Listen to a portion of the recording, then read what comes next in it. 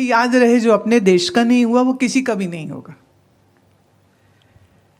ये 2 दिन पहले चंद्रयान 3 गया कि नहीं गया?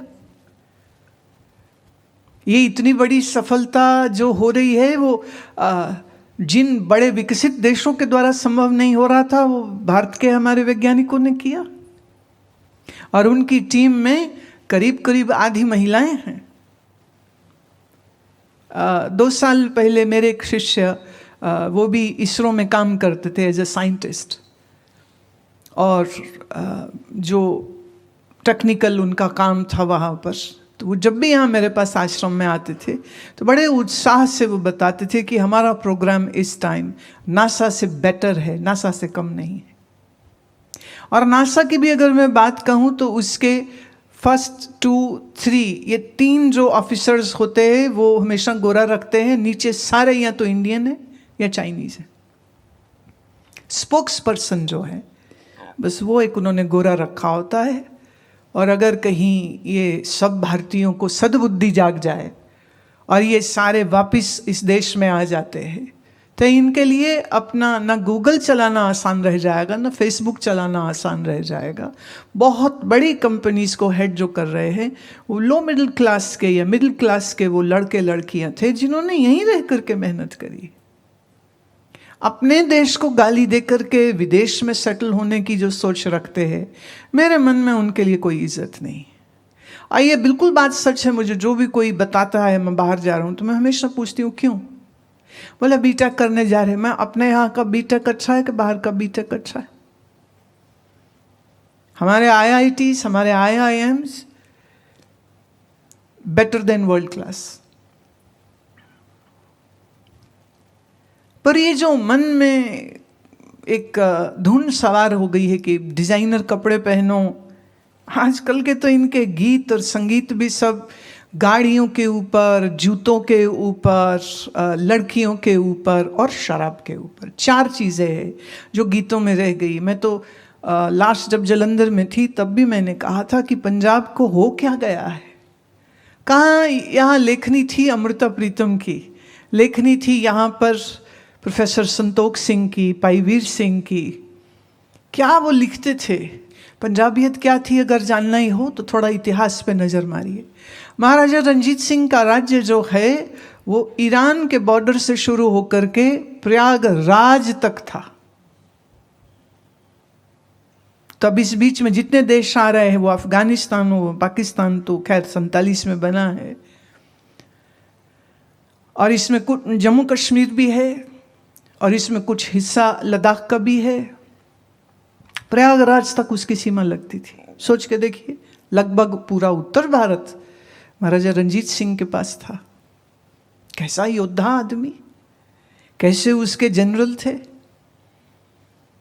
वो कितने ही, जब तक वो रहे हैं तब तक किसी की इतनी हिम्मत नहीं थी कि कोई विदेशी जो है वो सीमा पार करके यहाँ पर कुछ आतंक करे या कुछ लूटपाट करे। महाराजा रंजीत सिंह का एक छत्र राज था, लेकिन इन गोरी सरकारों ने गंदा खेल खेला।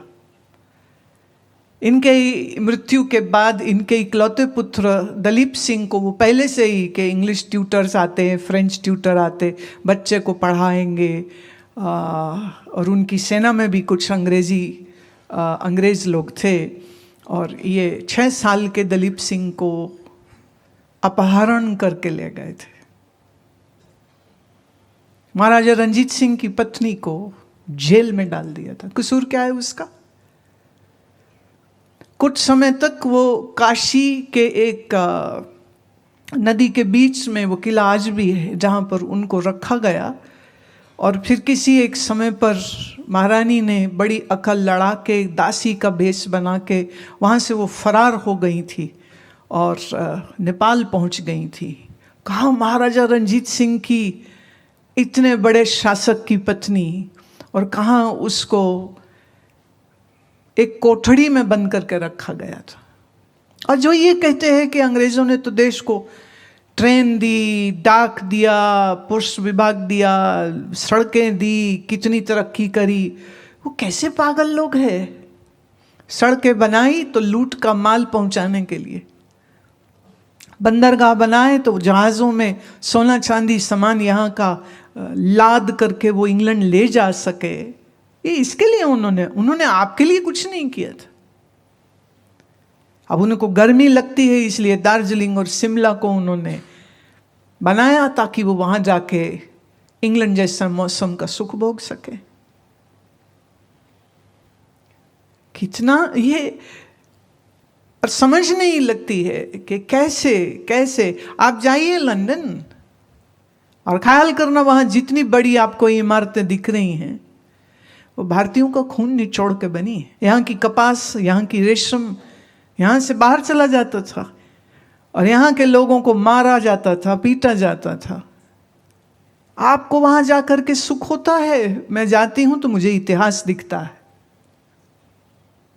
हमारे निर्दोष लोगों का खून है और यहाँ का गया हुआ पैसे से इन्होंने अपनी इमारतें बनाई है। ये अपने आप को सुपीरियर कह भी कैसे सकते। साउथ अफ्रीका के एक प्रोफेसर ने, गुजराती हैं वो महिला, उन्होंने बाकायदा एक पूरा आंकड़ा तैयार किया है और वो आंकड़ा इतना बड़ा है और उसको कहते हैं रिपार्टेशन, कि ब्रिटिश सरकार को, भारत को ये इतनी बड़ी और कई खरब पाउंड्स की बर्थ वो बन जाती है कि इतनी लूट इन्होंने उन 200 वर्षों में यहाँ पर करी है, ये इनको वापस देना चाहिए। मोदी जी हर बार जाते हैं ना तो यहाँ से चुराई हुई मूर्तियाँ, अभी भी फ्रांस गए हैं तो फ्रांस से मिली है ना मूर्तियाँ, अमेरिका गए तो अमेरिका से, ऑस्ट्रेलिया गए तो ऑस्ट्रेलिया से, हाथ जोड़ जोड़ करके वो मूर्तियाँ वापस दे रहे हैं, क्योंकि उनको मालूम है कि ऐसा संभव है कि ये किसी दिन हमको इंटरनेशनल कोर्ट में घसीट देंगे। यहाँ चोरी करी, अपने म्यूजियम में सजाई, यहाँ चोरी करे, हमारे ग्रंथ अपनी लाइब्रेरीज में रखे और बड़ी शान से उसको दिखाते हैं कि ये तो हमारा है। कैसे? मुझे ये लगता है कि एक वास्तविक इतिहास जो इस देश का है वो चूंकि हमारे स्कूल में पढ़ाया नहीं जा रहा है, इसलिए लोगों को मालूम नहीं है कि जिन्होंने तुम पे इतने जुल्म किए तुम उनको अपने से सुपीरियर कैसे मान सकते हो। और मैं हमेशा कहती हूँ इन विदेशियों के पास जाके क्लास 2 सिटीजन बनने से अच्छा है आप क्लास 1 सिटीजन बन के भारत देश में रहो। यहाँ रहो तो आपके पास शिक्षा है, तुम पढ़ाते हो, तो बीइंग अ टीचर तुमको ये कोशिश करनी चाहिए कि जहाँ आप दूसरे सब सब्जेक्ट्स पढ़ाते हैं उसके साथ साथ बीच बीच में सही इतिहास थोड़ा उनको पढ़ाइए। मैं कल डॉक्टर अरविंदर सिंह सोइन, मेरा ख्याल है अभी वो मेदांता में है, कल उनकी मैं एक इंटरव्यू सुन रही थी। फ्राइडे सैटरडे संडे जवान बच्चे दारू पार्टी करते हैं, क्योंकि 4 दिन 5 दिन काम किया है, अब 3 दिन पार्टी करेंगे। वो कह रहे थे कि 20 साल से लेके 50 साल की उम्र के मेरे पास, कहते पहले कभी 10 में से 9 पुरुष होते थे, 1 महिला होती थी, अभी 10 में 6 पुरुष या 5 पुरुष होंगे और 5 महिलाएं या लड़कियां होंगी जिनका लीवर फेल हो चुका है। ये वेस्ट का कल्चर है। 5 दिन काम करो, सैटरडे संडे पार्टी करो। 5 दिन हमने आसन किए या जिम किया या दौड़ लगाई, तो अब ये 3 दिन तो बस खाओ पियो, इसको कहते हैं बिंज पार्टीज। इतनी शराब पियो कि अपनी की हुई उल्टी में ही बेहोश होके गिरे पड़े होते हैं और उन्हें इतनी होश नहीं है। लड़कियों का सेक्सुअल मोलेस्टेशन हो जाता है, उसको होश ही नहीं है उसके साथ क्या हुआ है, उसको पता ही नहीं है।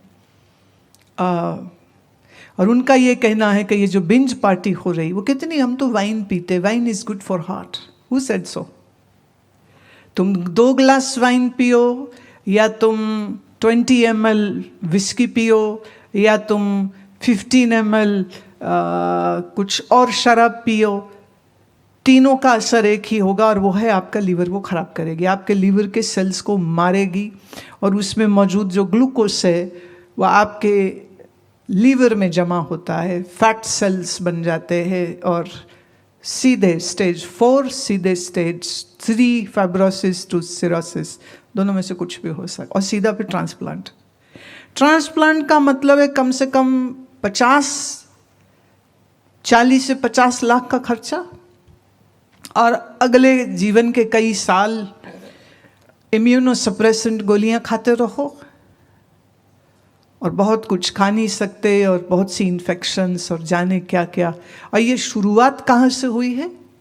Saturday Sunday binge party. हम तो वाइन पीते हैं, हम तो सिर्फ बियर पीते हैं। बियर तो जौ का पानी होता है, तो बियर हो जो जौ का पानी है, या वो वाइट या रेड वाइन हो, या वो हार्ड लिकर हो, तीनों एक ही काम करेंगे, और वो है आपके लीवर के सेल्स को मार देते हैं। और लीवर खत्म तो तुम खत्म। बोले हम तो कभी कभी पीते हैं।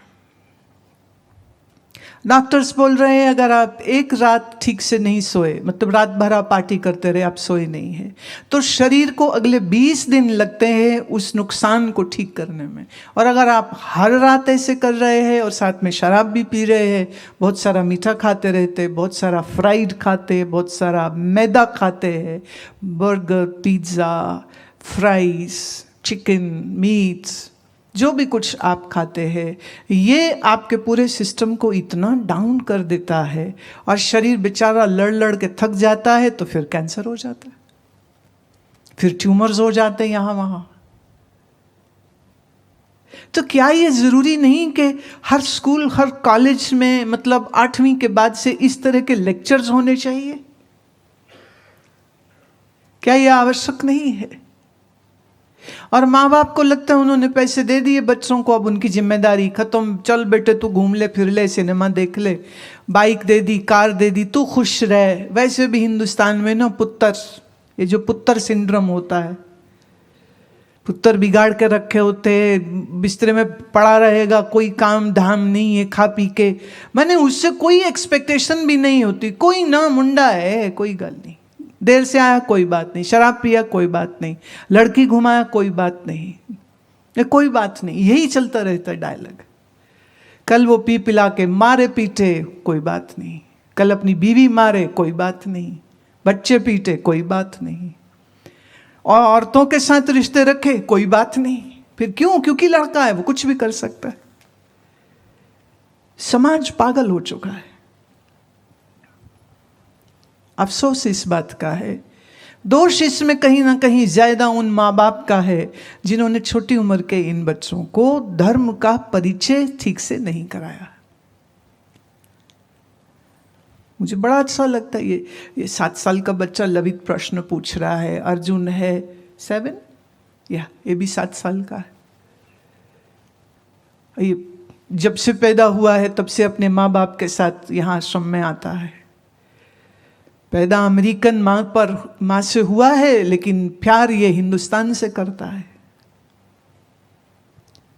सेवा करना, गाय को सेवा करना, गले में रुद्राक्ष पहनना, ओम नमः शिवाय करना। अभी ऋषिकेश में था तो एक हाथ में त्रिशूल और एक नकली सांप लेके खड़ा था। तो अफसोस इस बात का है कि उन बच्चों को ठीक एक्सपोजर पिता माँ ने नहीं दिया। अब आप टीचर हैं तो उसमें आप परेशान नहीं होइए, बल्कि इसको एक अपना चैलेंज मानिए। उन बच्चों से अच्छी दोस्ती करिए, और उस दोस्ती के साथ साथ कभी उनसे योग निद्रा कराइए, कभी उनसे ऊर्जा ध्यान ज़्यादा कराओ। ऊर्जा करेंगे, अंदर भरा हुआ बहुत कुछ संताप जो है ना वो निकलेगा। ये जो बातें आज मैंने कही, कभी कभी ये भी बात करो, कभी थोड़ा गायत्री उनसे कराओ, कभी नृत्य ध्यान कराओ। अभी इस बार संकीर्तन ध्यान में हमने 4 नए कीर्तन बनाए हैं। वो कीर्तन इसीलिए इसी सोच से बनाए हैं कि उसको सुने और सुन के बैठ ना पाए, और शिव का नाम लेते लेते वो नाचे और नाचे और नाचे, और अंदर कुछ गर्दा, कोई दुख, कोई गम रह ही नहीं सकता। जो भी टीचर्स इस समय यहाँ बैठे हैं, या जो भी टीचर्स मुझे घरों में सुन रहे हैं, मैं सबके लिए ये बात कह रही हूँ। अपनी क्लासेस में, अपने स्कूल में आप बात करें बच्चों के साथ, और उन्हें बताइए पैसा सब कुछ नहीं है। जीवन बड़ी चीज है। जो जीवन का नाश करे वो पैसा अच्छा नहीं होता है, रिश्वत अच्छी नहीं है, मेहनत अच्छी है। अपने दमखम पे तुम आगे बढ़ सकते हो। हजारों उदाहरण हैं, थोड़ा आंख खोल के देखिए लेफ्ट राइट तो आपको दिख जाएंगे। आप ऐसा निषेधात्मक मत सोचिए कि कुछ, ये बात सच है। अभी यूथ शिविर यहाँ हुआ ना इस साल, पिछले साल के यूथ शिविर में भी हमारे साधुओं ने ये बात कही कि इस बार के बच्चे बड़े बेचैन आए, बड़े बेचैन बच्चे हैं। इस साल और ज़्यादा बेचैनी थी और मुश्किल होता है उनको समझाना। लेकिन क्या है, यहाँ जब वो होते हैं, तुम्हें मालूम है, तुमने भी कभी यूथ शिविर किया है, यहाँ रहते हैं तो वो सुबह उठते हैं, वो सुबह आसन में आनंद लेते हैं, वर्कशॉप्स करते हैं, सीखते हैं, मेरे साथ बैठते हैं, भजन गाते हैं, कीर्तन करते हैं, नाचते हैं, खूब आनंद करते हैं। अब उस आनंद और उस ज्ञान के साथ साथ जब वो वापस घर जाते हैं तो निश्चित रूप से वो भुला तो नहीं पाएंगे ना, कहीं ना कहीं फिर याद आता है। और तो ऐसा माहौल दीजिए अपने इंस्टीट्यूट में, ऐसा वातावरण दीजिए उनको, make it a fun place. हाँ, आए वो डिग्री लेने के लिए, लेकिन बीच बीच में उनको बताइए कि सुंदर पिचाई यहीं भारत में पढ़ के गया है। बताइए उनको इंदिरा नूई भारत में पढ़ी है।